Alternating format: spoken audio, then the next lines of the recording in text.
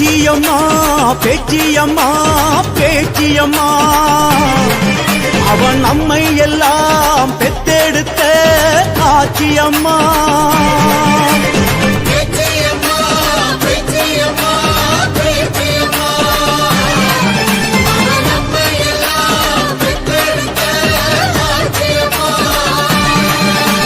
எழுவரிலே மூத்தவளே ஏழைகளின் ஆத்தாளே ஊழ்வடச்சா கழிப்பாளே கோருவரம் தருவாளே.